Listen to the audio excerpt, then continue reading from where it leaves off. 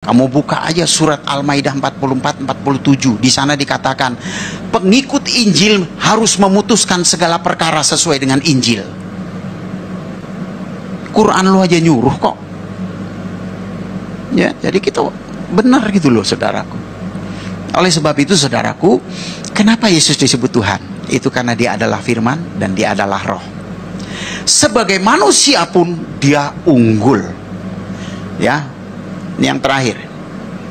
Di tengah dunia kita hidup, itu ada 3 agama samawi, agama wahyu. Yang pertama Yahudi, yang kedua Kristen, yang ketiga Islam.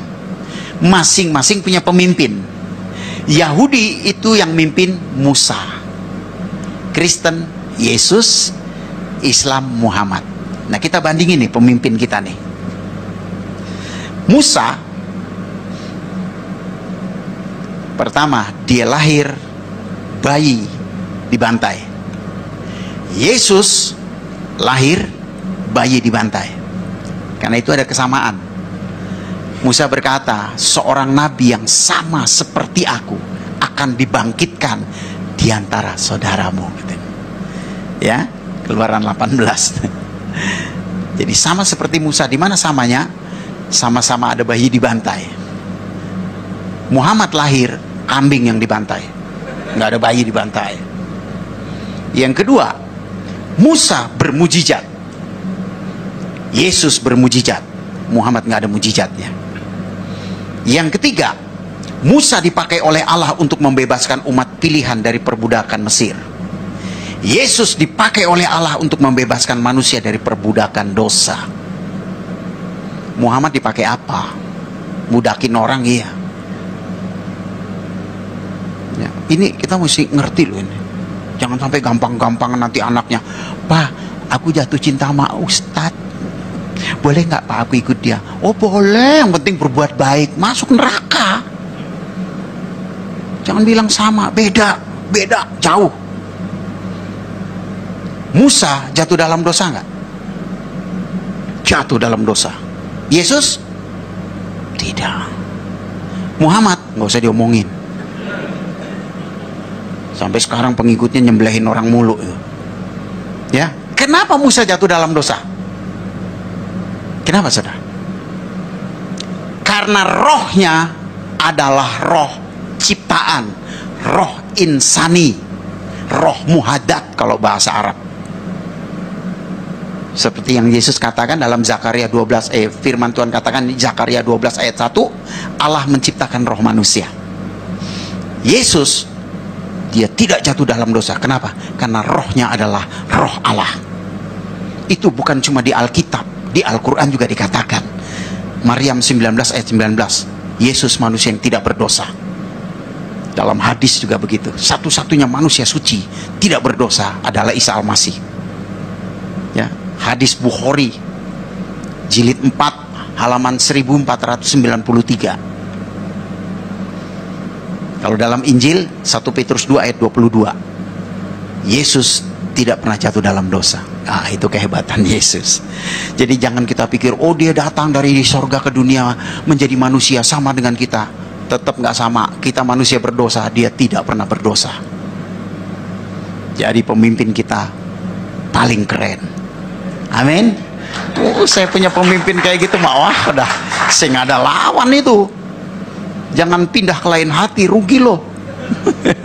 Itu luar biasa Yesus itu ya. Jadi ini 3 hal. Kenapa Yesus disebut Tuhan? Karena rohnya adalah roh Allah. Seperti yang dia katakan dalam Lukas pasal 4 ayat 18, roh Tuhan ada padaku. Sampai kita nggak ngerti ya. Makanya Filipus bilang begini, Yesus tunjukkanlah Bapa itu kepada kami, itu sudah cukup bagi kami. Yohanes 14 tuh, ayat 8, ayat 9-nya Yesus bilang gini, astaga Filipus, udah sekian lama kau bersama-sama aku, kau tidak kenal aku. Ampun dah. Nggak percaya loh, aku dan Bapa adalah satu. Bapa di dalam aku di dalam Bapa. Ya saudara, itu Allah kita. Yesus adalah Tuhan karena dia apa? Rohnya, roh Allah, dan dia adalah firman yang hidup. Ya, lewat firman Tuhan ini saya percaya saudara diberkati. Dan kerinduan saudara, saudara jadi berkat bagi banyak orang. Ngomong sama orang Islam gampang, saudara. Ya, pegang aja surat Al-Maidah 68. Ya, gampang. Bunyinya begini. Ini kalau Arabnya nggak usah lah dipikirin ya. Tapi saya sebut aja. Kul ya ahlil kitabil lasum ala sayyin hatta tuqimu taurata wal injila wa ma unzila ilaikum min rabbikum. Hai ahli kitab, kamu tidak dipandang beragama sedikit pun jikalau kamu tidak menegakkan Taurat dan Injil.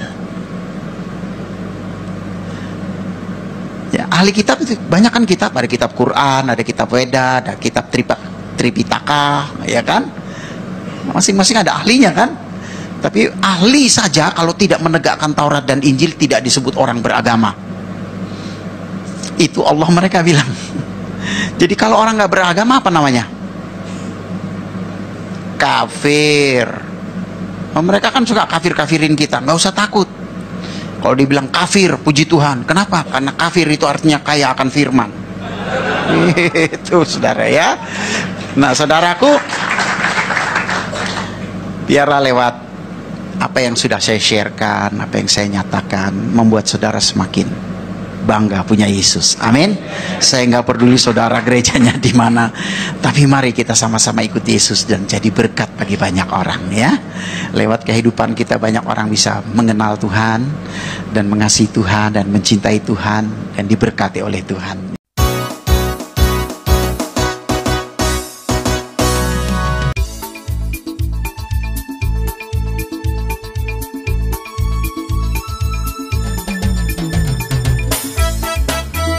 Saudara, hari ini kami berdoa saudara selalu dalam keadaan yang sehat dan diberkati oleh Tuhan. Amin. Puji Tuhan. Senang sekali kami dapat terus menjumpai saudara untuk memberitakan kabar-kabar keselamatan, kabar-kabar kemenangan di dalam Yesus Kristus. Tahukah saudara bahwa Yesuslah juru selamat satu-satunya? Tidak ada keselamatan di luar Yesus. Karena itu setiap orang yang percaya kepada Yesus Kristus sebagai Tuhan dan Juru Selamat, maka orang itu pasti akan diselamatkan. Sebaliknya, mereka yang tidak mengaku Yesus Kristus sebagai Tuhan, maka mereka akan dihukum. Saudaraku, marilah bersama-sama dengan kami untuk membagi-bagikan tayangan kami kepada sekalian banyak orang. Dengan jalan demikian kita telah bersama-sama turut mengambil pelayanan penginjilan sesuai dengan amanat agung. Pergilah, beritakanlah Injil ke segala makhluk. Siapa yang percaya diselamatkan. Kali ini kita bersama-sama akan melihat sebuah tayangan yang luar biasa dari seorang pesaksi. Kalau kita tidak berfungsi sesuai dengan apa yang diinginkan Tuhan, maka kita tak ada gunanya. Saudaraku, karena itu saya mau berpesan kepada saudara untuk percayalah kepada Dia, lakukan yang Dia kehendaki agar supaya kita menjadi orang-orang yang dikasihi oleh Dia. Saudaraku, jangan lupa sebelum saudara menyaksikan tayangan ini, saya mengajak dan mengetuk pintu hati saudara. Apabila Bapak, Ibu, saudara-saudari ingin membantu pelayanan untuk pendirian tempat ibadah di kota kami, maka Bapak Ibu dapat menyalurkan bantuannya di nomor rekening di atas. Puji Tuhan, saya yakin dan saya percaya kita bersama-sama akan menyaksikan tayangan ini memberkati saudara. Haleluya.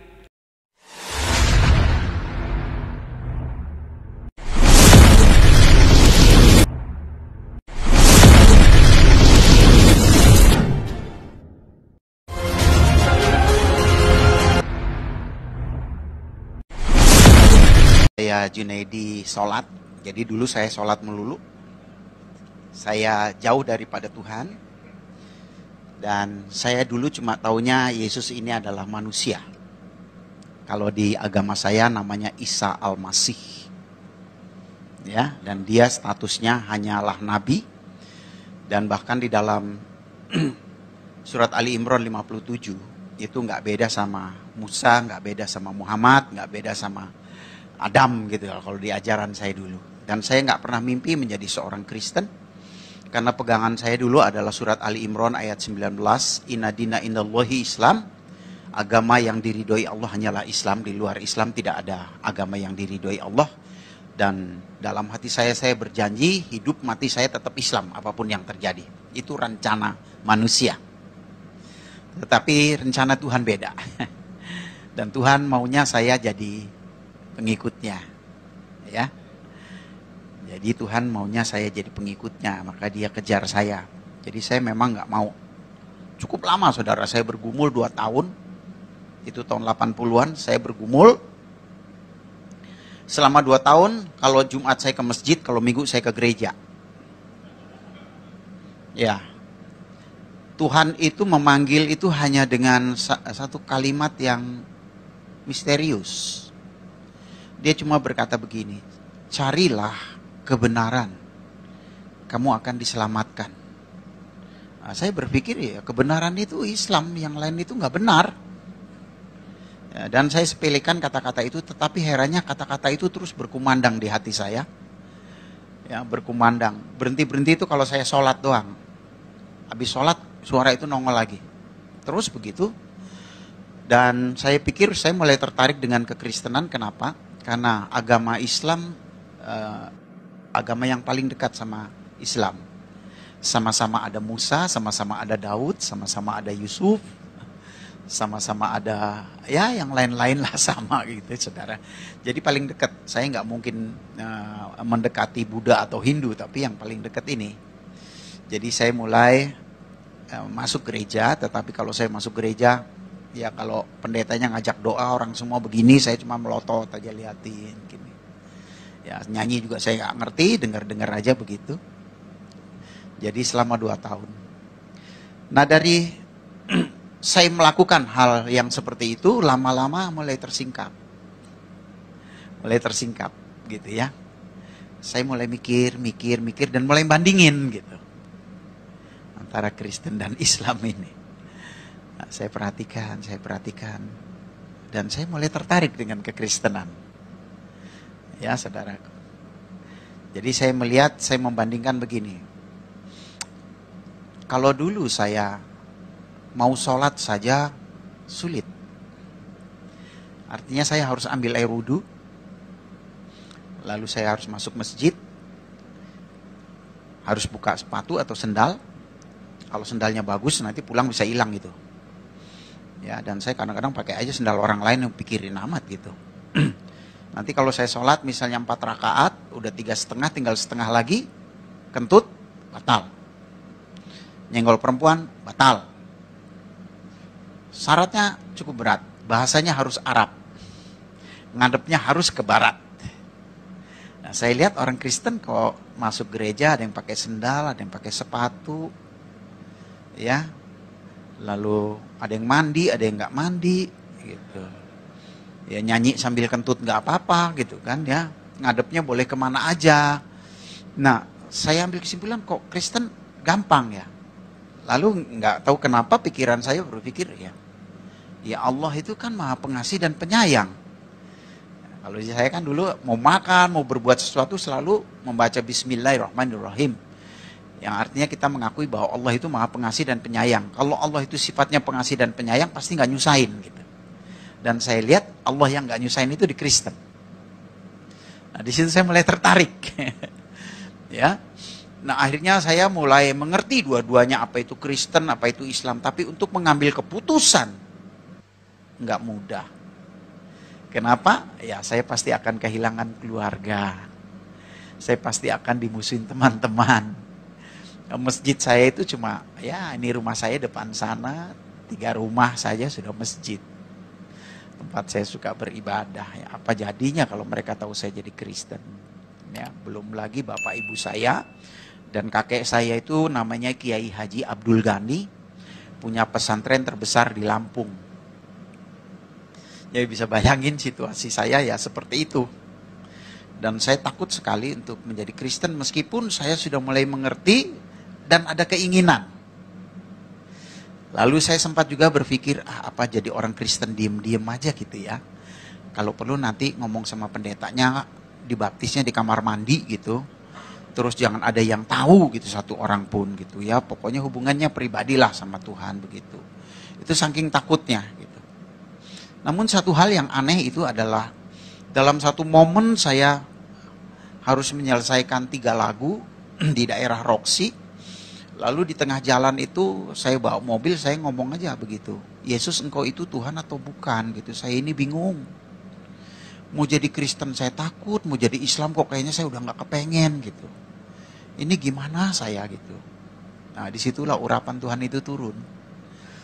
Saya dijamah dan menangis sejadi-jadinya. Kalau ditanya nangis kenapa saya juga gak tahu.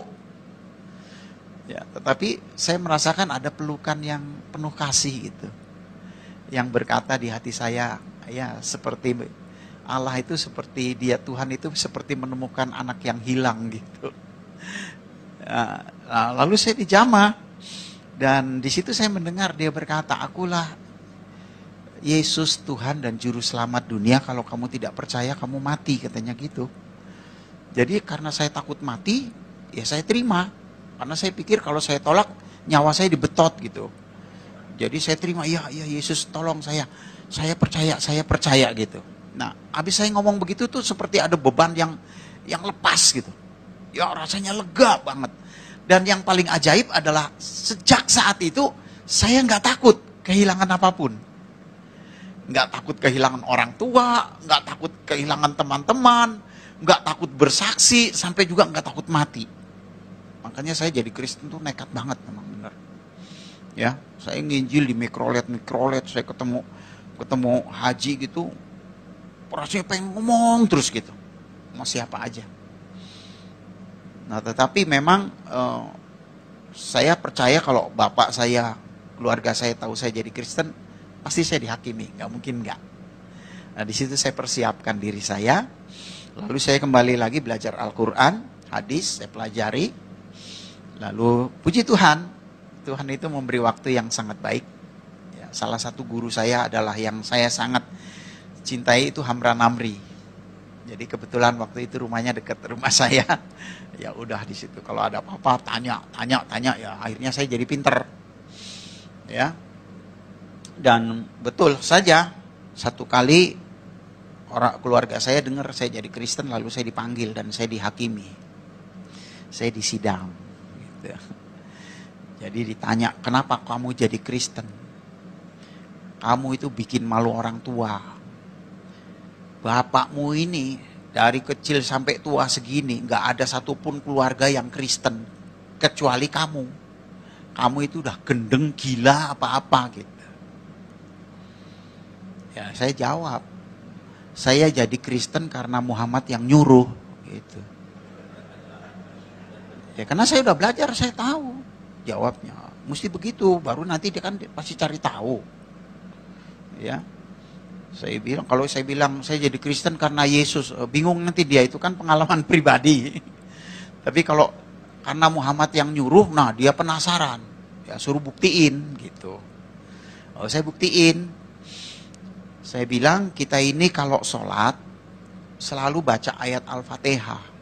Kalau 4 rakaat berarti 4 kali, kalau 2 rakaat ya 2 kali, kalau 3 rakaat ya 3 kali baca Al-Fatihah. Di baris keempat dan kelima dikatakan begini, iya kana budua iya kana stain, ihdina sirotol mustaqim. Kepadamu kami menyembah, kepadamu kami meminta pertolongan. Tunjukkanlah kami jalan yang lurus. Jadi minta petunjuk jalan yang lurus. Saya bilang saya dari kecil sampai seumur ini, kalau sholat selalu minta petunjuk jalan yang lurus. Padahal jalan yang lurus itu ada di dalam Al-Quran gitu. Di ayat mana katanya gitu. Sudah lihat, kiai aja nggak ngerti saudara. Ya, saya bilang di surat Az-Zukhruf ayat 61. Ayat apa bunyinya? Wa innahu la ilmu lizza'ati fala tamtaruna biha wattabi'uni hatsa sirata mustaqim. Sesungguhnya Isa Al-Masih benar-benar memberitahukan hari kiamat. Janganlah kamu ragu-ragu tentang hal itu, ikutlah kepadanya karena dialah jalan yang lurus. Jadi ya jalan yang lurus itu Isa Al-Masih, saya bilang, bukan Muhammad. Saya bilang, kalau ada satu ayat aja Muhammad berkata, akulah jalan yang lurus, saya nggak mungkin ikut Isa Al-Masih, saya bilang. Gitu. Nah di situ debat lagi. Kamu perhatiin ayat ini. Katanya di sini, nya ini huruf besar bukan huruf kecil. Ikutlah kepadanya. Nya di sini yang dimaksud Allah. Kamu boleh percaya Isa Al-Masih, tapi jangan jadikan dia Allah, karena Allah sama Isa Al-Masih beda, katanya begitu. Nah, saya kasih tahu lagi dalam surat Luqman, ya, surat yang ke-34 ayat 4 dikatakan, yang tahu hari kiamat adalah Allah. Jadi surat Luqman berkata yang tahu hari kiamat Allah. Surat Az-Zukhruf yang tahu hari kiamat Isa Al-Masih. Kalau gitu Isa Al-Masih dan Allah itu sama-sama tahu. Gitu. Kan gak ada satupun yang tahu hari kiamat itu kapan. Kecuali Allah dan kecuali Isa Al-Masih. Lalu terjadilah debat dan akhirnya bapak saya nyerah dan saya diusir. Tadinya saya mau dibunuh juga itu. Tapi saya diusir dan tidak diakuin sebagai anak. Ya, itu yang terjadi. Dan akhirnya dia kasih tahu sama semua keluarga, dan nggak boleh ada yang terima saya. Tapi saya bersyukur kesaksian itu cukup lama dan banyak yang mendengar. Dan 7 tahun kemudian bapak saya tiba-tiba ketemu saya. Dia datang ke rumah sore hari. Saya terkejut waktu itu, saya dari luar. Nah, saya bilang, bapak kapan datang? Dari tadi pagi katanya. Ada apa pak? Saya mau cium tangannya, biasa kan kalau kita cium tangan gitu. Dia tepis, gak usah katanya gitu. Terus saya bilang, ada apa pak kesini? Mau ngomong katanya. Ngomong apa? Ngomongin agama katanya. Lo kan dulu udah, aku tambah bingung katanya gitu. Ya saya bilang, ya jangan bingung-bingung pak. Saya bilang Yesus itu juru selamat, Isa Al-Masih itu juru selamat. Nabi banyak pak, tapi juru selamat cuma satu. Kalau nggak punya juru selamat gimana? Wah dia bongkar-bongkar lagi ayat dan kita akhirnya dialog. Sampai akhirnya dia bilang, gimana caranya jadi Kristen? Gitu. Saya bilang ya gampang lah pak jadi Kristen mah. Gimana panggil pendeta? Gitu. Nggak usah, saya aja gitu. Ya bapak ikutin doa saya, ikutin doa. Terus saya bilang, maaf ya pak, aku boleh tumpang tangan di kepala? Ya boleh, silakan aja gitu. Tumpang tangan, saya doakan dan dia terima Yesus saat itu. Dan dia menjadi Kristen. Dan saya bersyukur sejak saat itu keluarga saya satu persatu mulai menjadi orang percaya. Ya. Dan saya bersyukur juga teman-teman saya banyak yang jadi orang percaya. Termasuk Mus Mujiono itu. Ya, itu Helen Sparingga itu nginjilin dia nggak dianggap gitu. Tapi waktu rekaman sama saya injilin, dia penasaran. Akhirnya jadi Kristen juga. Ya. Nah, kita hari ini kita akan membahas satu tema. Yesus itu Tuhan atau manusia? Ya. Nah, di dalam Amsal 19 ayat 2 dikatakan begini.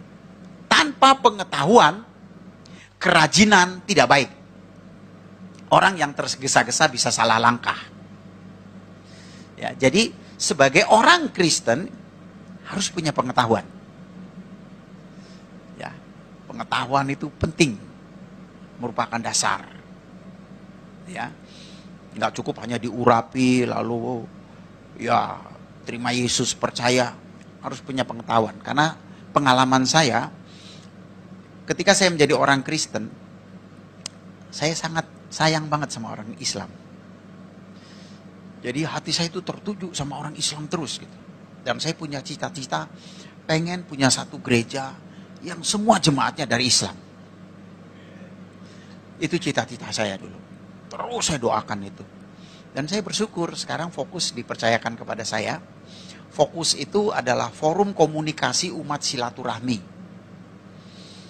Dan semua jemaatnya 80% dari Islam. Saya kumpulin dari 8, 15, 30, sekarang hampir 700. Ya, dan saya hidup dengan iman. Manajemennya, manajemen 5 roti 2 ikan. Udah nggak pakai ini deh, kalau pakai ini mah aduh bangkrut. Ya, udah jalanin aja gitu. Pokoknya kalau perlu kita diminta berkorban, ya korban gitu habis-habisan. Tapi herannya, saya nggak miskin-miskin tuh, aneh itu juga. Dan uang kasnya nggak kekuras-kuras, ya segitu-gitu terus, naik, turun dikit, naik lagi gitu. Unik gitu. Saya melihat Tuhan ini luar biasa gitu, ya, dahsyat. Nah, saya ambilkan dari Yohanes 17 ayat 3. Demikian firman Tuhan. Inilah hidup yang kekal itu, yaitu bahwa mereka mengenal Engkau satu-satunya Allah yang benar, dan mengenal Yesus Kristus yang telah Engkau utus.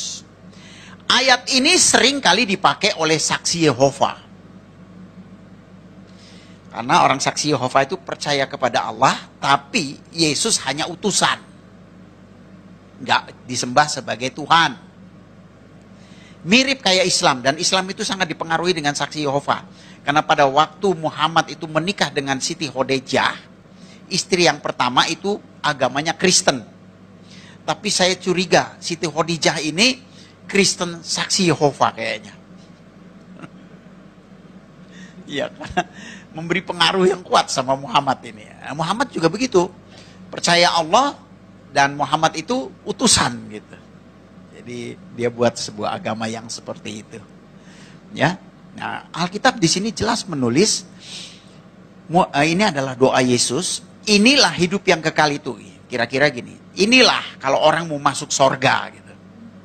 Ya.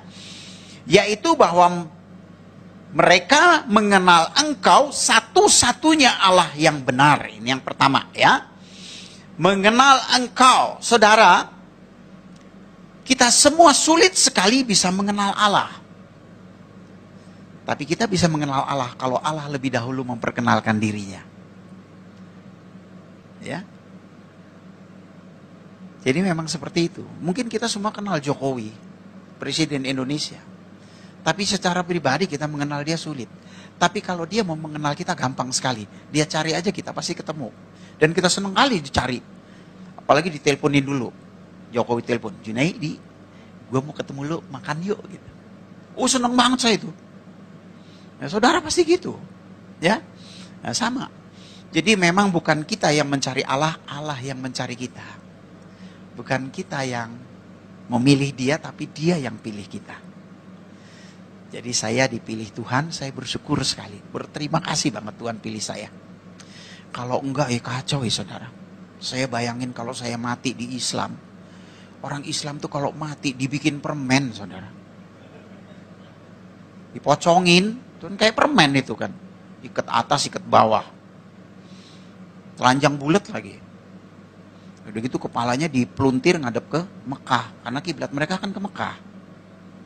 Beda sama kita. Kalau kita mati pakai jas keren. Ngadepnya ke atas. Kan sorga di atas, masa di samping. Betul nggak? Dan kita pakai pakaian pesta, keren loh. Kalau dia kan pocongin telanjang bulat gitu gimana? Apa bisa ketemu Tuhan dengan telanjang? Kita ketemu Jokowi pakai kolor aja nggak diterima.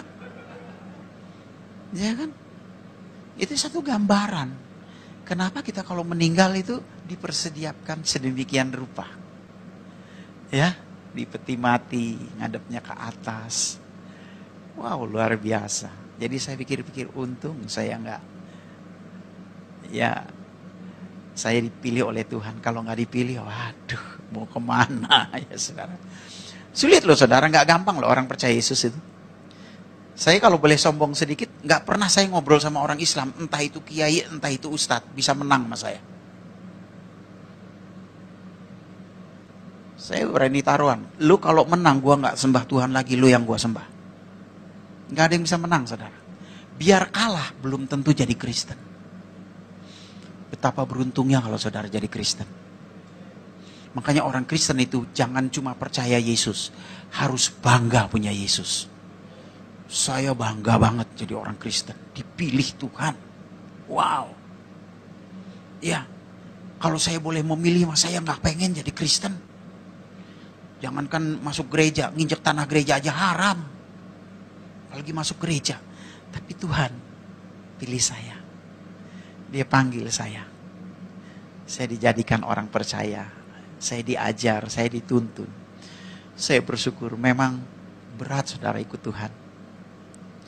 Tahun pertama sampai tahun ke-8 saya bangkrut, saudara, nggak punya apa-apa. Ditinggalkan keluarga, dimusuhin teman-teman, bokek, mobil tinggal satu hilang. Hilangnya di gereja lagi. Betul-betul. Saya kadang-kadang waktu itu kalau masuk gereja, aduh, orang gereja enak-enak banget nyanyinya. Kiri kananku ada Tuhan, sekelilingku ada Tuhan. Kalau saya lebih cocok nyanyinya, kiri kananku ada hutang, sekelilingku ada hutang. Karena saya makan aja harus hutang. Utang-utang di warung. Sulitnya luar biasa. Tapi saya bersyukur, 8 tahun cukup ujian. Sekarang saya sudah melayani Tuhan 34 tahun. Dan Tuhan sangat berkati hidup saya. Ya, kondisi saya dalam keadaan miskin, didatengin keluarga. Mereka ngelewein semua. Lu si murtad. Lu si jadi orang kafir. Makanya lu dikutuk sama Allah. Sekarang kelihatan kan lu miskin melarat. Ntar lu masuk neraka. Bukan cuma neraka, keraknya neraka. Tapi saya tetap bertahan. Kenapa, saudaraku? Ada sesuatu yang luar biasa ikut Yesus. Biarpun saya susah. Tapi iman saya nggak rontok gitu loh. Tetap aja. Bahkan banyak pujian di hati. Biarpun saya ngutang kiri kanan sulit gitu. Tapi damai sejahtera itu tetap ada. Tenang, damai. Dan punya iman yang sangat yakin punya masa depan yang baik. Dalam keadaan susah, melarat. Ya, begitu yang saya alami. Ya, sekarang saya sudah melayani Tuhan 34 tahun. Saya tidak kekurangan suatu apapun. Bahkan kalau boleh saya agak sedikit bermegah, tidak ada keluarga saya yang lebih kaya dari saya. Dalam materi, dalam banyak hal. Luar biasa ya. Karena bagi Tuhan itu nggak ada yang mustahil. Asal kita setia saja, sungguh-sungguh pasti Tuhan buka jalan. Ya, banyak hal yang kita tidak mengerti dan Tuhan berikan itu. Nah, jadi kita harus mengenal Allah. Kekristenan bukan agama. Yesus datang ke dunia nggak buat agama. Yesus datang ke dunia kedua mencari orang berdosa, dan ketika orang itu menerima dia, orang itu menjadi bait Allah. Bait Roh Kudus. Jangan terjebak dalam keagamaan. Ya saudaraku, Yesus tidak pernah buat agama. Maka itu kalau kita nginjil, orang Islam suka bilang apa? Kristenisasi. Padahal bukan kristenisasi, selamatisasi. Karena kita tidak mengharapkan orang pindah agama kok. Ya. Seorang menjadi bait Allah, menjadi rumah Allah. Dan kalau dia menjadi bait Allah, Roh Kudus berkarya dalam hidupnya, dia pasti berubah. Dan kalau Tuhan merubah kita, bukan cuma kita yang heran. Orang lain juga heran. Makanya saya kalau ketemu Rano Karno, Herman Felani, teman-teman dulu, waktu saya main film, mereka suka tanya, Jun, gua heran, lu kok bisa jadi pendeta tuh gimana ceritanya? Saya jawab, jangankan lu heran, gua aja heran. Kenapa? Ada sesuatu yang heran. Hati kita nggak melekat sama dunia. Dunia buat kita cuma sarana hidup. Ya, saudara punya mobil Jaguar keren juga, nanti kalau mati yang gotong L300 kok. Ya, jadi ya seperti itu. Saya punya rumah kamarnya 5, saya nggak pernah pindah-pindah di situ-situ aja. Iya kan? Apa ada saking kayanya kita makan apa ya?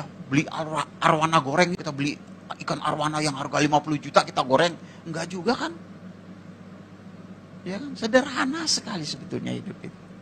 Tapi alangkah indahnya selama kita hidup kita bisa jadi berkat. Dan itu hanya dimungkinkan kalau ada Roh Allah di dalam kita. Ya, kita menjadi baitnya. Nah, setelah Allah memperkenalkan dirinya kepada kita, seharusnya kita mengenal dia. Balik. Itu namanya akrab. Ya, Kalau kita nggak akrab susah, saudara. Harus bergaul karib sama Tuhan, ini penting. Ya, saya mau tanya dulu sama saudara. Allah kita sama Allahnya orang Islam sama nggak sih? Allahnya orang Kristen sama Allahnya orang Islam sama nggak?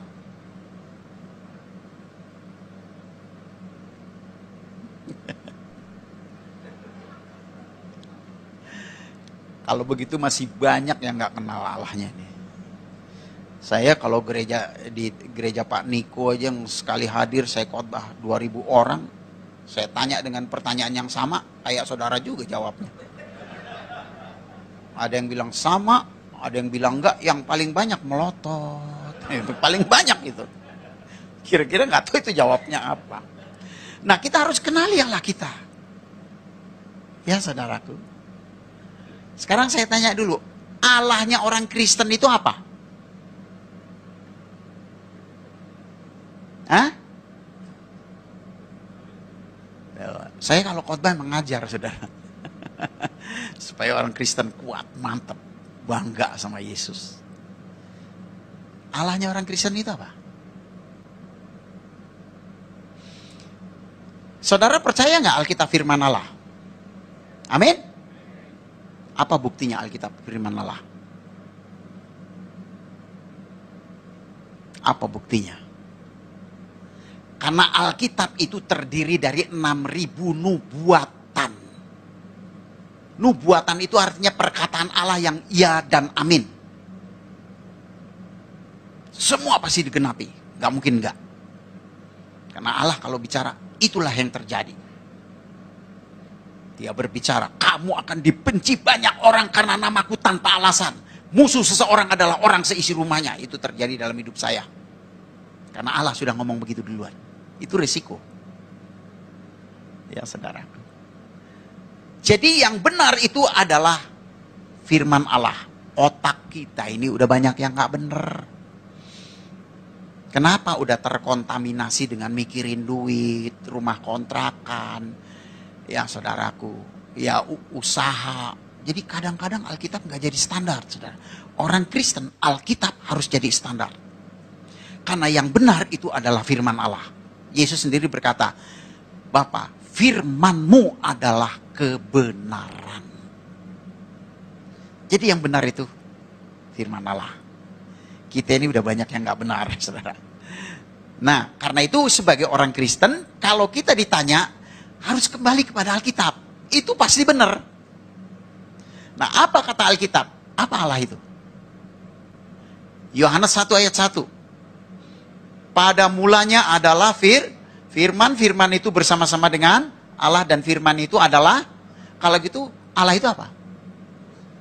Firman. Kan gampang kan? Ditanya jawabnya ini pasti benar. Yohanes 4 ayat 24. Silakan dibuka. Allah itu roh. Jadi konsep keilahian atau kealahan orang Kristen, Allah itu adalah firman, Allah itu roh. Jangan salah saudara. Kenapa banyak orang Kristen seringkali bilang sama? Karena dia terkecoh dengan katanya. Tulisannya A-L-L-A-H. Orang Arab juga tulisannya begitu, A-L-L-A-H. Cuma dia membacanya, ngejanya beda sama kita. Kalau kita cukup Allah gitu. Kayak bercanda sama teman aja, Allah lo gitu aja tersinggung gitu ya. Kayak begitu, ringan gitu. Bacanya itu ringan. Tapi kalau mereka itu terpengaruh dengan bahasa Arab. Jadi nggak ringan, Allah. Nah gitu. Kayak orang Batak aja, orang Batak itu nggak bisa ngomong tebet. Kenapa? Karena terpengaruh dengan bahasa Bataknya. Sebenarnya yang mereka maksud itu. Cuma konsepnya yang beda. Nah, itu yang kita mesti tahu. Konsep keilahian, kealahan orang Kristen, Allah itu adalah firman, Allah itu adalah roh. Konsep orang Islam, Allah itu zat. Nah, saudara mesti tahu ya. Kalau gitu beda nggak? Beda, kita firman dan roh, dia zat. Nah sekarang kalau zat apa? Zat kan ada 3, padat, cair, sama gas, LPG. Tinggal masalahnya zat yang mana. Nah, ini mesti diperiksa. Nah, dengan pengetahuan itu kita mengerti. Oh, saudara lihat kalau mereka naik haji. Naik haji itu ngapain? Bertamu ke rumah Allah, bersilaturahmi. Mereka kalau naik haji, putar-putar Ka'bah. Sambil teriak, Allahumma la baik, la syarika la baik, gitu kan. Putar, setiap 7 kali putar pasti cium batu hitam. Hajar aswad, hajar itu batu, aswad itu hitam. Kenapa harus cium batu hajar aswad? Karena doktrin mereka, barang siapa mencium batu hajar aswad, itu sama dengan mencium tangan kanan Allah. Sama seperti anak datang ke rumah bapaknya cium tangan kanan, gitu loh. Jadi tangan kanan Allah di sana adalah batu hitam. Kalau tangan kanannya batu, kira-kira badannya apa? Iya. Kalau gitu zat apa? Padat. Supaya saudara ngerti, ini pelajaran. Jangan bilang sama, ya. Beda. Kalau gitu zat padat. Untuk nyium batu hitam, itu bayarnya 50 juta. Kenapa nggak kasih bininya aja 5 juta? Suruh dandan yang keren, ciumin sampai bengor. 50 juta saudara. Begitu saudara mau naik haji, DP separoh. Dan nggak bisa langsung bulan depan. 5 tahun, 7 tahun baru bisa naik. Ya kalau saudara panjang umur. Kalau mati, lewat tuh DP.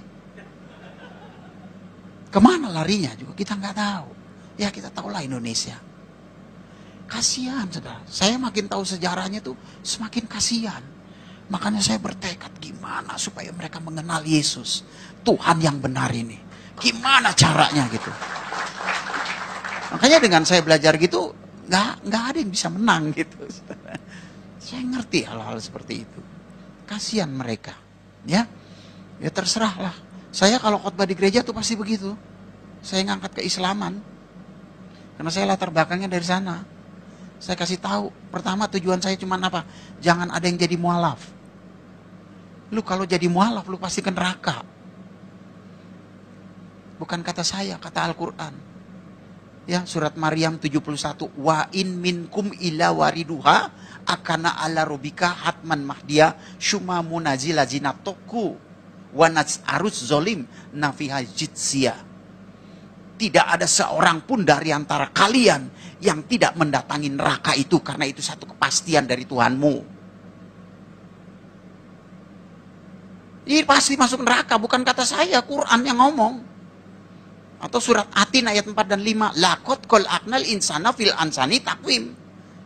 Syumarodatnahu asfala safi'in. Allah menciptakan manusia untuk membawa manusia itu ke dalam api neraka. Jadi kalau saudara mau masuk neraka, masuk Islam aja. Benar. Tujuan saya nyampe ini supaya saudara ngerti perbedaannya gitu loh. Kenapa saudara? Saya sedih kadang-kadang. Emilia Contessa dari Islam masuk Kristen balik lagi ke Islam. Kenapa? Goblok, nggak mau belajar. Saya begitu dapat kesempatan, saya belajar. Maka saya punya tekad. Mau mati, mau melarat, mau susah, mau dimusuhin banyak orang. Yesus tetap Tuhanku. Karena saya tahu kebenaran udah. Oh ini hitamnya, ini putihnya. Oh udah tahu. Ya udah begini aja lah. Mau dimusuhin orang sekampung sedunia, tetap Yesus Tuhan. Kenapa? Dari belajar kita ngerti. Oh kalau nggak belajar ya begitu. Baru dilirik Jenderal Bintang 3 pindah. Padahal Yesus itu bintangnya 1 juta loh. Kan kenapa? Ya itu karena goblok. Uci Bing selamat dari Islam masuk Kristen balik lagi ke Islam. Itu pasti goblok. Kalau pinter, nggak mau. Nah untuk pinter kan kita perlu belajar. Korek tuh. Orang Islam itu rata-rata saudara 90% di Indonesia itu bodoh semua. Saya kalau ketemu, Pak, Islam itu artinya apa? Oh Islam itu singkatan Pak. Isya, subuh, lohor, asar, maghrib. Jadi itu. Sembarangan aja gitu. Pak, kalau singkatan bukan Islam Pak. Izam, karena tidak ada lohor, yang ada zuhur. Bapak tahu nggak artinya izam? Nggak tahu. Izam itu artinya kejahatan umum. Kalau Islam itu artinya tunduk kepada Allah. Bapak udah tunduk belum? Maksudnya pernah ninggalin sholat nggak? Ya pernah. Tahu hukumnya? Nggak tahu. 1 kali meninggalkan sholat hukumannya 10.000 tahun masuk neraka. Makanya Saifuddin kan bilang di YouTube, saya mah nggak sanggup jadi Islam. Kenapa? Iya, 1 kali ninggalin sholat 10.000 tahun di neraka. Mana kuat gua. Ada di sini yang nggak ninggalin sholat, diem aja semua. Karena semua pasti udah ninggalin sholat. Nggak ada yang mungkin 1 hari 5 kali itu. Pasti ada yang lalai. Ya saudaraku, itu contohnya. Jadi Islam itu artinya tunduk kepada Allah. Dan sebetulnya orang yang tunduk itu Kristen. Kenapa saudaraku? Karena Allah kan membuat keputusan. Supaya orang masuk surga harus lewat juru selamat. Dikasih juru selamat. Kan gampang banget sebenarnya ya. Ya kan? Tapi dia nggak tunduk. Yesus datang ke dunia itu kan keputusan dari Allah. Dia datang ke dunia itu kan keputusan dia. Cara dia bukan cara kita. Ya kan? Jadi yang kita ini sudah tunduk kepada Allah. Dan memang tanpa Yesus kita nggak akan bisa tunduk.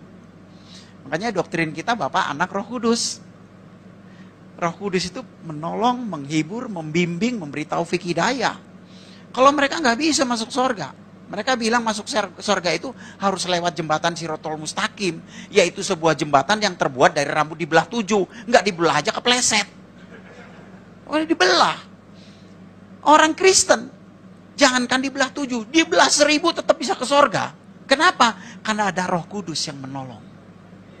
Tanpa Roh Kudus nggak bisa. Nggak bisa, saudara. Sulit. Ya, siapa di sini yang udah lahir baru nggak pernah jatuh?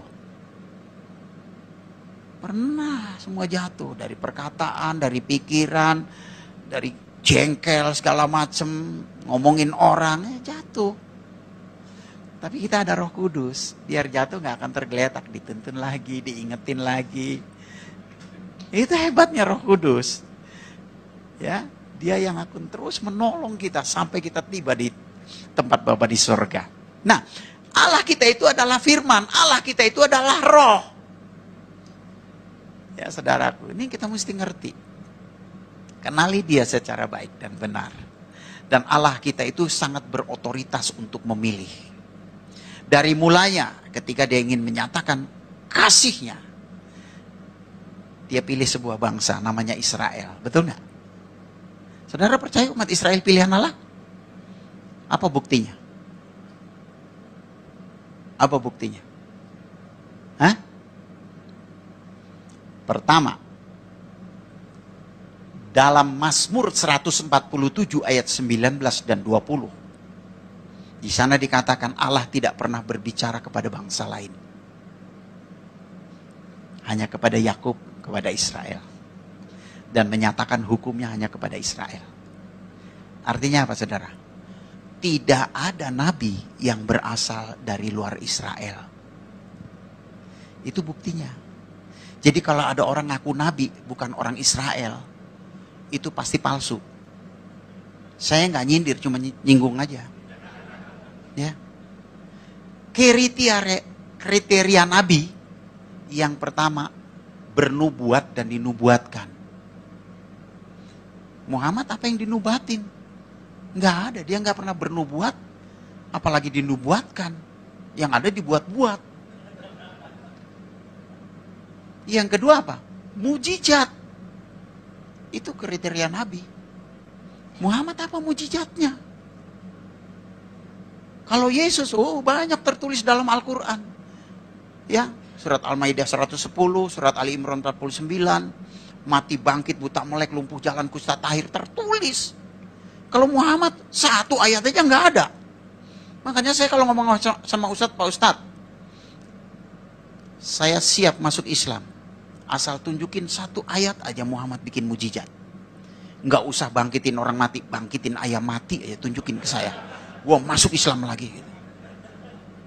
Nah, itu pentingnya pengetahuan, saudaraku. Ya, makanya orang Kristen tuh jangan cuma taunya ya haleluya sama puji Tuhan. Saudara tahu cerita itu? Ya? Ada dua pemuda, senangnya naik kuda, saudara. Hobi kuda. Satu kali yang satu beli kuda baru. Yang satu pengen nyoba. Dia bilang, wah keren banget kuda lo. Boleh gua coba? Silakan. Ya, mulai naik. Hus, hus, hus. Nih kuda diem aja. Kuda lo gua khususin kamu jalan deh. Ini kuda lain katanya. Cara jalannya gampang. Lu mesti bilang puji Tuhan. Lu bilang puji Tuhan dia pasti jalan. Makin teriak puji Tuhan makin kenceng dia. Terus berhentinya gimana? Haleluya. Oke deh, dia mulai. Puji Tuhan. Bener lah jalan. Puji Tuhan. Puji Tuhan. Wah kenceng banget. Wih keren. Dia bilang puji Tuhan. Di depan ada jurang, saudara. Dia kaget tuh. Dia teriak haleluya. Berhenti. Shoot. Puji Tuhan. Puas masuk. Orang Kristen mesti punya pengetahuan. Amin. Jangan cuma bilang haleluya puji Tuhan. Jadi yang pertama, Israel umat pilihan yang pertama adalah tidak ada nabi yang berasal dari luar Israel. Yang kedua, umat Israel itu umat yang paling pinter. Siapa yang bikin listrik? Israel. Siapa yang bikin pesawat? Israel. Siapa yang bikin komputer? Israel. Siapa yang bikin telepon? Israel. Siapa yang menemukan ilmu kedokteran? Israel. Siapa yang bikin mesin jahit? Israel. Siapa yang bikin mesin diesel? Israel. Itu yang canggih-canggih itu Israel, saudara. Arab bikin apa? Obat kuat.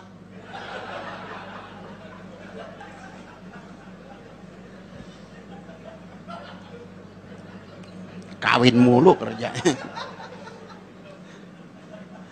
Nah, saudaraku yang dikasih Tuhan, jadi kita harus mengenali Allah kita. Amin. Yang kedua, kenapa Yesus itu disebut Tuhan? Karena dia firman dan roh.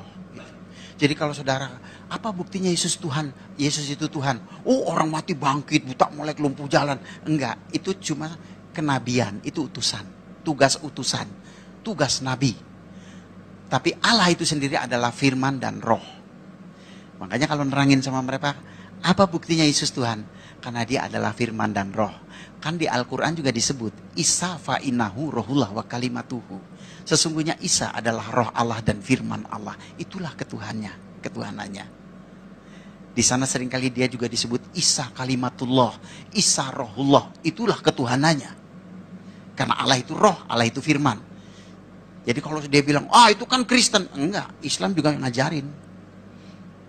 Kamu buka aja surat Al-Maidah 44-47. Di sana dikatakan, pengikut Injil harus memutuskan segala perkara sesuai dengan Injil. Quran lu aja nyuruh kok. Ya, jadi kita benar gitu loh, saudaraku. Oleh sebab itu, saudaraku, kenapa Yesus disebut Tuhan? Itu karena dia adalah firman dan dia adalah roh. Sebagai manusia pun dia unggul. Ya, ini yang terakhir. Di tengah dunia kita hidup, itu ada 3 agama samawi, agama wahyu. Yang pertama Yahudi, yang kedua Kristen, yang ketiga Islam. Masing-masing punya pemimpin. Yahudi itu yang mimpin Musa. Kristen Yesus, Islam Muhammad. Nah, kita bandingin nih pemimpin kita nih. Musa, pertama dia lahir bayi dibantai.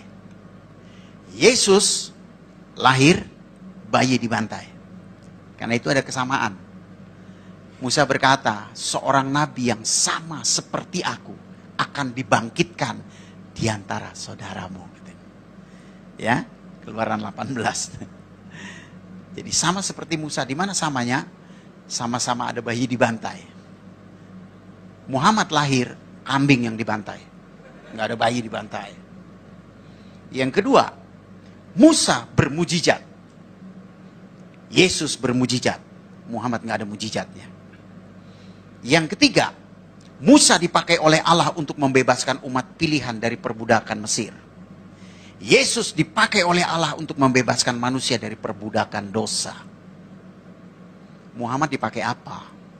Budakin orang, iya. Ya, ini kita mesti ngerti loh ini. Jangan sampai gampang-gampang nanti anaknya, "Pak, aku jatuh cinta sama Ustadz. Boleh nggak Pak aku ikut dia?" "Oh boleh, yang penting berbuat baik." Masuk neraka. Jangan bilang sama, beda, jauh.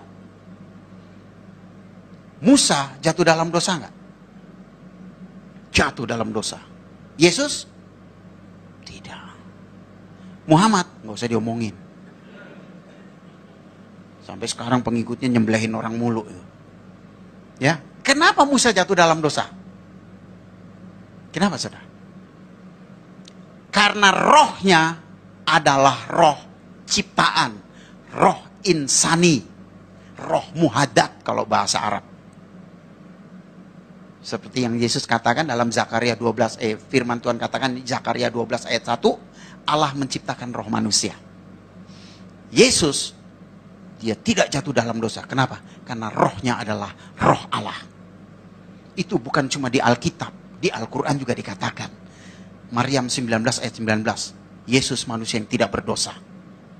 Dalam hadis juga begitu. Satu-satunya manusia suci, tidak berdosa adalah Isa Al-Masih. Ya, hadis Bukhari, jilid 4, halaman 1493. Kalau dalam Injil, 1 Petrus 2 ayat 22. Yesus tidak pernah jatuh dalam dosa. Nah, itu kehebatan Yesus. Jadi jangan kita pikir, oh dia datang dari sorga ke dunia menjadi manusia sama dengan kita. Tetap nggak sama. Kita manusia berdosa, dia tidak pernah berdosa. Jadi pemimpin kita paling keren. Amin. Saya punya pemimpin kayak gitu, wah udah sing ada lawan itu. Jangan pindah ke lain hati, rugi loh. Itu luar biasa Yesus itu ya. Jadi ini 3 hal. Kenapa Yesus disebut Tuhan? Karena rohnya adalah roh Allah. Seperti yang dia katakan dalam Lukas pasal 4 ayat 18. Roh Tuhan ada padaku. Sampai kita nggak ngerti ya. Makanya Filipus bilang begini. Yesus tunjukkanlah Bapa itu kepada kami, itu sudah cukup bagi kami. Yohanes 14 tuh, ayat 8. Ayat 9-nya Yesus bilang gini. Astaga Filipus, udah sekian lama kau bersama-sama aku, kau tidak kenal aku. Ampun dah. Nggak percaya loh, aku dan Bapa adalah satu. Bapa di dalam aku di dalam Bapa. Ya saudara, itu Allah kita. Yesus adalah Tuhan, karena dia apa? Rohnya, roh Allah. Dan dia adalah firman yang hidup. Ya, lewat firman Tuhan ini, saya percaya saudara diberkati. Dan kerinduan saudara jadi berkat bagi banyak orang. Ngomong sama orang Islam gampang saudara. Ya, pegang aja surat Al-Maidah 68. Ya, gampang. Bunyinya begini. Ini kalau Arabnya nggak usah lah dipikirin ya. Tapi saya sebut aja. Kul ya ahlil kitabil lasum ala sayyin hatta tuqimu taurata wal injila wa ma unzila ilaikum min rabbikum.